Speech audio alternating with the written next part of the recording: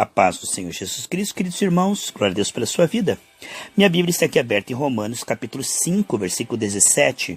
Se pela transgressão de um só, que está falando de Adão, né? A morte reinou por meio dele. Muito mais, você crê nisso, amados? Muito mais, aqueles que recebem, você recebe? Aqueles que recebem de Deus a imensa provisão da graça e a dádiva da justiça, ser declarado justo por Deus em Cristo, né? Reinarão em vida por meio de um único homem, Jesus Cristo. Então, se pela desobediência de Adão vieram os efeitos da queda, né? Vieram a escassez, porque Deus não fez o homem para falta, mas para sobrar. Da escassez vem a angústia, da angústia vem a doença, da doença vem a morte. Então, esses foram os efeitos da desobediência de Adão. Mas aqui diz que muito mais veio sobre nós pela obediência de Cristo. Pela obediência de Cristo, nós reinaremos como reis nessa terra. Aqui diz que Cristo derrama sobre nós uma provisão imensa, transbordante de graça. Pelo sangue de Jesus somos perdoados. E a dádiva da justiça é ser declarado salvo, perdoado, filho, herdeiro, participante da família de Deus, tendo a oração sempre atendida, né, pelos métodos de Cristo. E justiça também é a capacidade de vencer a carne, vencer as tendências pecaminosas da carne, vencer o mundo e o diabo. Aquele que é nascido de Deus vence tudo, porque ele é família de Deus e tem a presença de Deus, o poder de Deus, a confirmação de Deus. Olha que coisa tremenda. Então, pela desobediência de Adão, vieram os efeitos da queda, que nós vemos no visível muitas vezes. Mas, pela obediência de Cristo, nós estamos assentados nas regiões celestes. Portanto, eu e você não estamos em apuros. Eu e você estamos reinando em vida. Efésios 2,6, que nós estamos reinando assentados com Cristo. Então, não deixe as circunstâncias visíveis enganar você. Não deixe com que Faraó faça você crer que ele vai te matar, quando na verdade Deus está ali para mostrar o livramento dele vez após vez, abrindo o mar, lançando o pão no deserto. Deus, ele nos livra através destas comunhões diárias, comunhão com ele, com a palavra dele e com uma pessoa cheia do Espírito Santo. Essa comunhão, esta ligação diária faz com que ele nos livre vez após vez. Em cada aflição ele é o socorro bem presente. Quando você tem comunhão com Deus, através disso você consegue perceber e ter fé. E através da fé ele te livra da aflição. Agora, a aflição, ela quer mostrar um quadro, né, no visível. Por isso que nós não vivemos por vista, mas por fé. No deserto parecia ali que eles estavam desamparados, mas Deus estava mostrando vez após vez seu livramento, transformando a água amarga em doce, lançando o pão do céu, aquela coluna de fogo para eles não morrerem congelados à noite. Então o que nós vemos é que através da fé Deus nos faz reinar, nos guia em triunfo sempre. E através do medo e da preocupação pelo que vemos no visível, somos enganados que estamos em apuros. Certa feita, Jesus estava dormindo no barco e veio uma tempestade.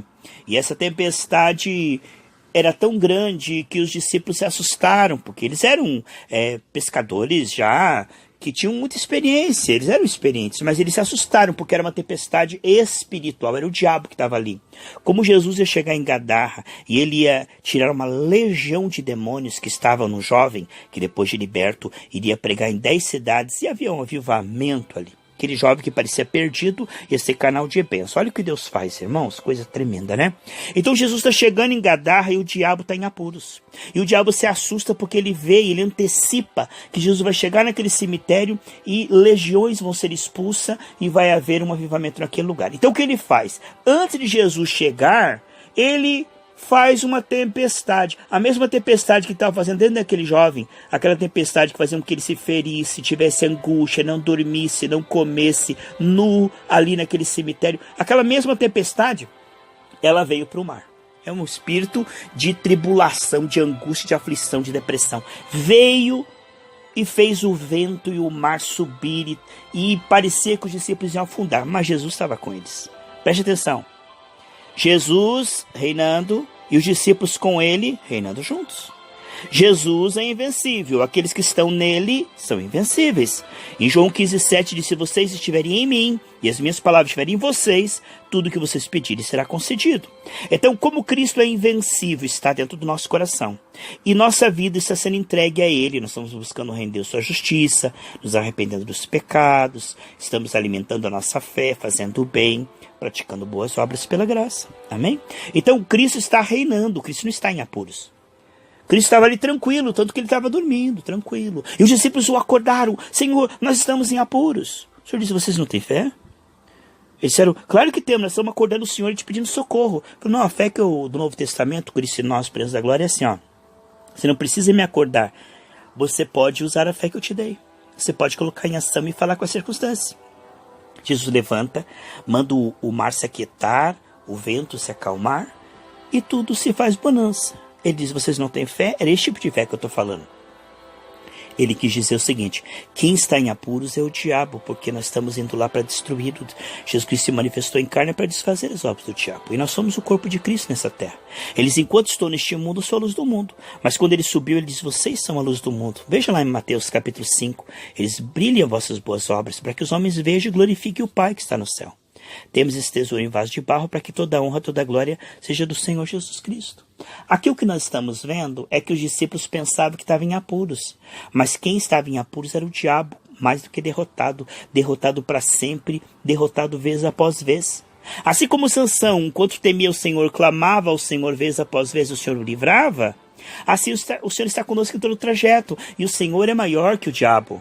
Entende? Portanto, já que o Senhor está conosco, Ele não está em apuros. Nós que estamos com Ele, não estamos em apuros. Quem está em apuros é o diabo, que está tentando contra nós em vão, porque toda ferramenta preparada contra nós não prosperará. Isaías 54:17. Lá em Isaías 54:15 diz: olha, poderão se levantar ataques contra você, mas não vem de mim não, diz o Senhor. Não é de mim que está vindo isso não. E todo aquele que se levantar contra você vai cair diante de você. Essa é a herança daqueles que temem o Senhor, que podem envergonhar e declarar culpado o inimigo e expulsá-lo, porque ele é derrotado. Nós temos um corpo de carne, a terra Deus deu aos filhos dos homens, Salmo 115, versículo 16. O que estamos vendo aqui é que os discípulos acreditaram no visível. Eles foram impressionados por aquele ataque em vão das trevas, entende? Porque nós temos autoridade. E Lucas 10:19 diz que eu te dou autoridade, que é poder e direito de usar esse poder, sobre toda a força do diabo. E nada vos fará dano algum, de maneira alguma. Nada de maneira alguma vos fará dano algum. Então o que ele está dizendo é que se nós olharmos para as circunstâncias, antes de Deus fazer novos céus e nova terra, a batalha que está em andamento no visível quer nos fazer crer que estamos em apuros. Aí a pessoa fica preocupada, ansiosa. Se uma coisa está faltando, ela fica ansiosa. Se uma coisa está dando errado, ela fica preocupada. Mas o cara não entende que em Cristo nós somos guiados em triunfo sempre. Que Deus não está em apuros, que Deus tem saída para aquilo que nós não estamos vendo saída, que Deus pode nos ajudar se permanecermos na fé. Irmãos, Deus não está na crise, não. Deus tem como fazer aparecer dinheiro, sim, e mover corações e papéis. Deus tem como curar doenças desenganadas pela medicina. Deus tem como abrir portas onde não há porta. Deus tem como mudar a situação. Veja como Deus fez Isaac prosperar no ano da crise. O Salmo 37:19 diz que aqueles que temem ao Senhor, no ano da crise, terá sobra de dinheiro.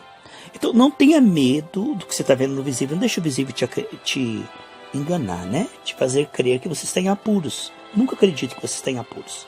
Você está sentado nas regiões celestes em Cristo. Não acredite nas circunstâncias antibíblicas, porque lá na cruz Jesus já venceu tudo que você está enfrentando. Lá em João 16:33 diz: olha, vocês vão ter aflição, mas tenham bom ânimo, fiquem felizes, porque eu já venci, eu já fui à frente. Quebrei as portas de bronze, ferro de ferro, eu já fiz vocês invencíveis, eu separei vocês do fracasso. O fracasso não pode derrotar vocês jamais, então não acreditem. Por mais que a circunstância mostre que você está falido, você é próspero. Por mais que a circunstância mostre que você está doente, você já foi curado. Por mais que a tua carne diga que você é escravo desse pecado, desse vício, você é mais forte porque o Espírito Santo está na sua vida. Portanto, Deus não está em apuros, você não está em apuros. Quem está em apuros é o diabo. E ele quer fazer crer, enganar através do visível, que você está em apuros. Mas saiba, acalma o teu coração, tranquilize. Cristo está com você. E você é mais do que vencedor sempre em Cristo Jesus. Lembre-se disso, medite na palavra.